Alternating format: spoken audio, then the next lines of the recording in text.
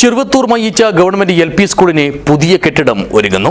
കാസർഗോഡ് വികസന പാക്കേജിൽ ഉൾപ്പെടുത്തി 2,92 ലക്ഷം രൂപ ചെലവഴിച്ചാണ് പുതിയ കെട്ടിടം നിർമ്മിക്കുന്നത്.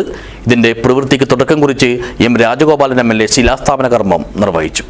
ദിസ് ന്യൂസ് സ്പോൺസർഡ് ബൈ ഉയർന്ന ഗുണനിലവാരം, തികഞ്ഞ വിശ്വസ്തത, ജനതാ പാൽ. കേരള സർക്കാർ കാസർഗോഡ് വികസന പാക്കേജിൽ ഉൾപ്പെടുത്തിയാണ് 2,92 ലക്ഷം രൂപ ചെലവഴിച്ച് മയ്യിച്ച ഗവൺമെന്റ് LP സ്കൂളിനായി പുതിയ കെട്ടിടം നിർമ്മിക്കുന്നത്.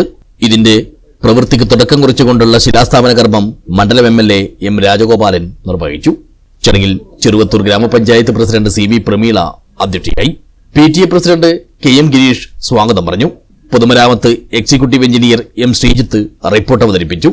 പഞ്ചായത്ത് ആരോഗ്യ വിദ്യാഭ്യാസ standing committee chairperson K. Ramani, panchayat അംഗം M. Manjusha, Cheruvathur BRC BPC VV. Subrahmanyan, school വികസന സമിതി working chairman M. Ramakrishnan master തുടങ്ങിയവർ സംസാരിച്ചു. പ്രധാനാധ്യാപിക ചിത്രകല നന്ദി പറഞ്ഞു.